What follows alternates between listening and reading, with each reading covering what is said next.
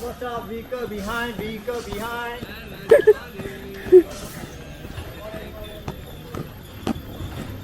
Vehicle behind. Sorry.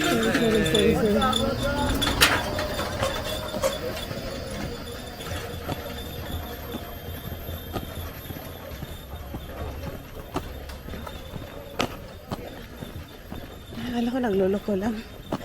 Talagang meron.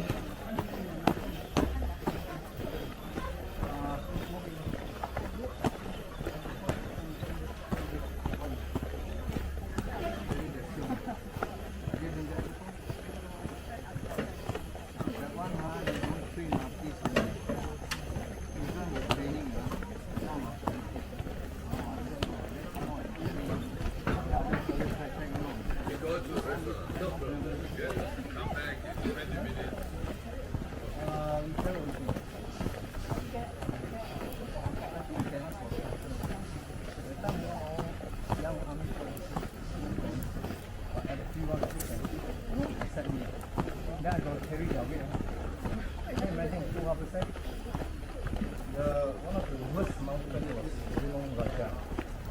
Raja in Malay means king.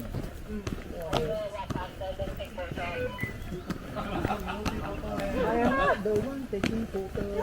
It's your taking photo. I changing them already lah. If you say inside, you put Bukit Teresik, which means hill. Only a hill. Bukit Teresik.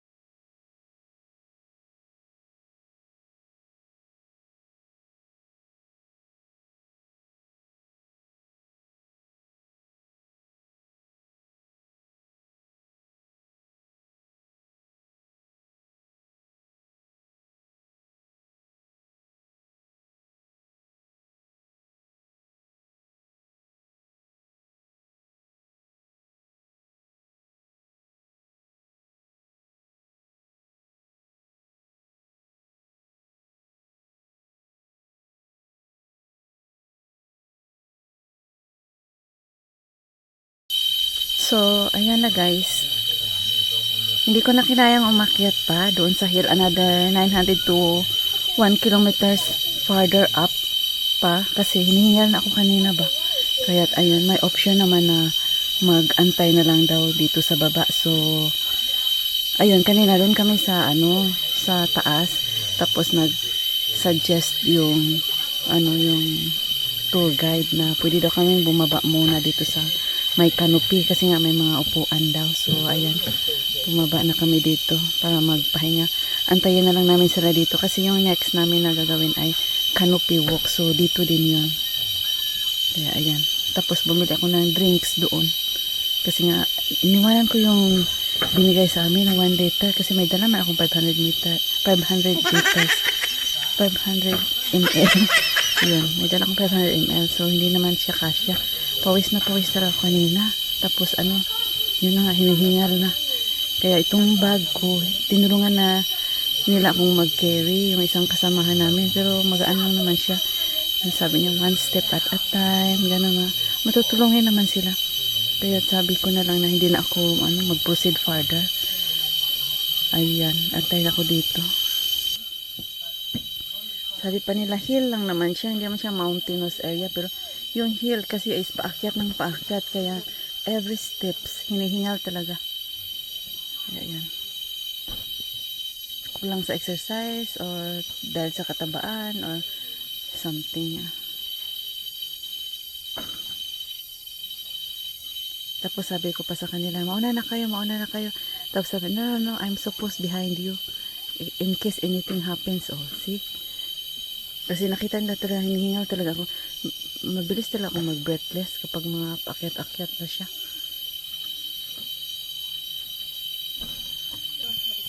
Ayan, dyan kami bumibili ng mga drinks. Meron silang cold drinks, mga iba't iba. Meron ding mineral water.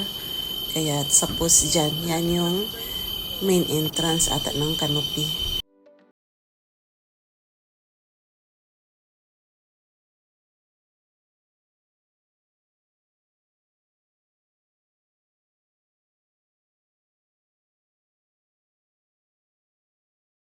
Ngayon guys, wait na lang namin sila dahil sabay-sabay kami maglalakad dun sa canopy walkway.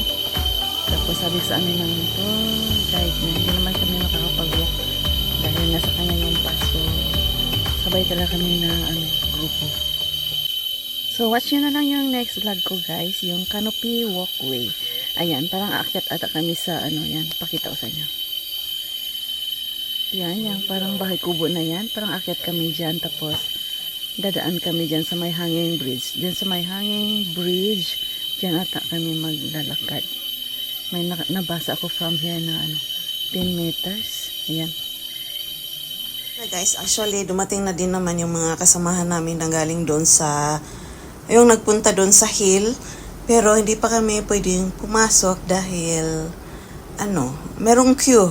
So, upo-upo muna kami dyan at picture-picture. Kaya yan. At ito na nga guys, nakapasok na kami. So be patient, okay? Our turn coming. The steps are very high.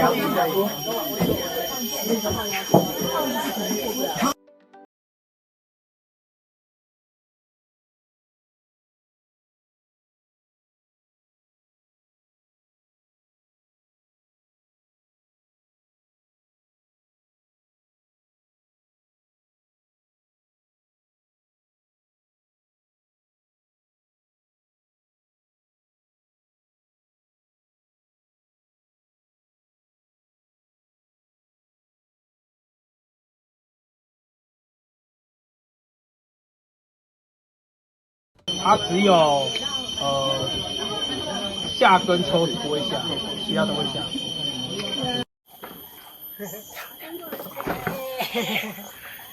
有证据了。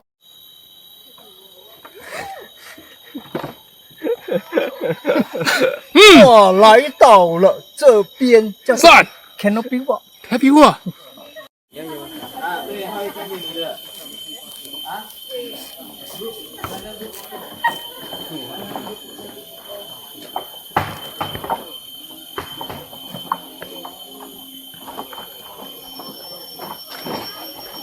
看，啊，我可以继续摇是吗？吓死！这很高呢，真的很高呢。哎呀，其实蛮高的， 30米，是10啊讲。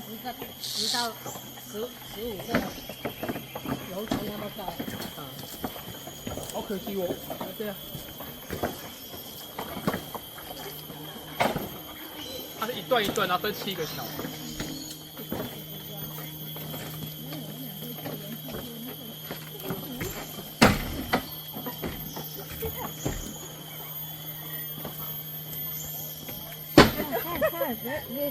I bet it's like the longest in the world. I don't know whether is it true. Okay. I go first. After.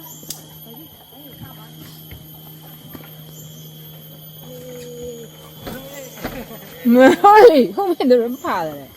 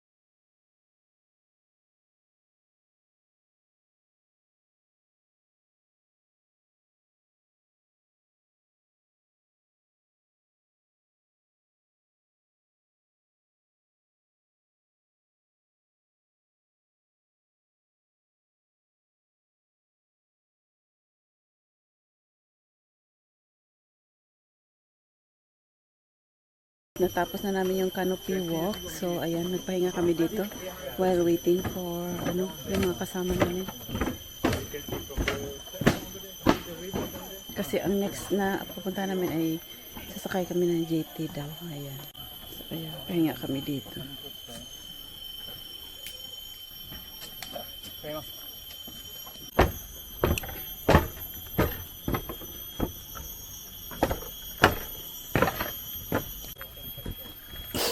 Ano na siya ang last na pakanaog kay magsakay ng big GT karon guys.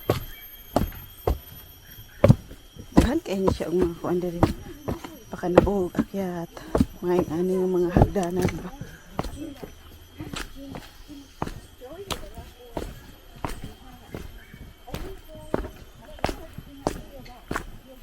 Ayan na. Dinhi na mo ulatan ang JT.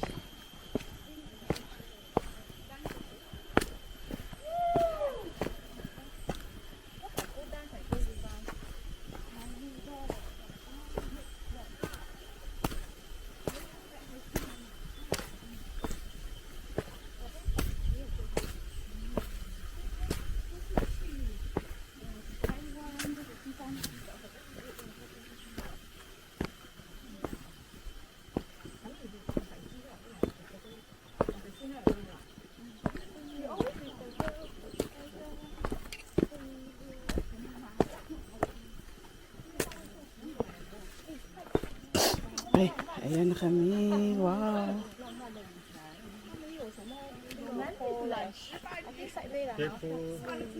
Ako kabalo, okay na ba among sakyan? Baka ito na yung sasakyan namin. Ayan.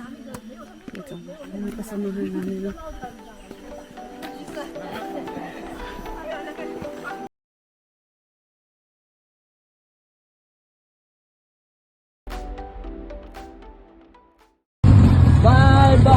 Bye, sayonara.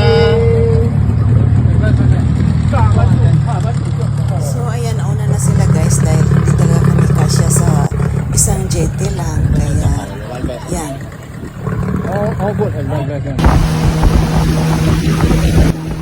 So, ayan na guys, nakasakay na din kami sa pangalawang jetty at pupunta kami doon sa Orang Asli Village. At doon sa village na yan guys, makikita natin yung mga aborigines, yung mga nakatira doon. Anong ginagawa nila, ayan. Medyo maliit nga talaga itong jetty guys, kaya ni-require talaga kami ng wet bag, yung waterproof na bag. Ayan, para hindi mabasa kung ano man yung mga dala-dala mo ba.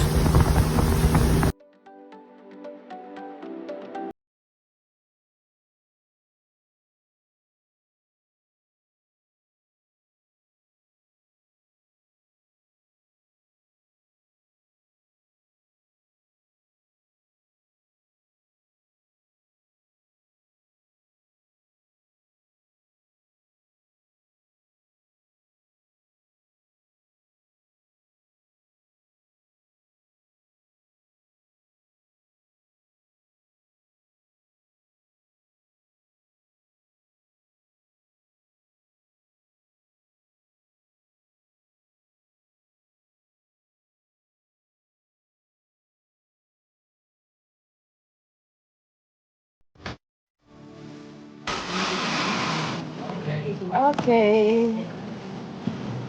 So, ayan na guys, dito na tayo. So, dito talaga mag-stop yung ferry. Tapos, aakyat lang tayo ng konti papunta doon sa Orang Asli Village. So, ayan. I think medyo mahaba-haba na rin tong video ko guys. So, see you in part 3. Sa part 3 ko na ipapakita guys yung pag-visit namin sa Orang Asli Village, yung mga activities na ginawa namin. Tapos after that, nag-ano pa kami ng rapid shooting, yung water activities, at iba pang ganap. Thank you so much, babush!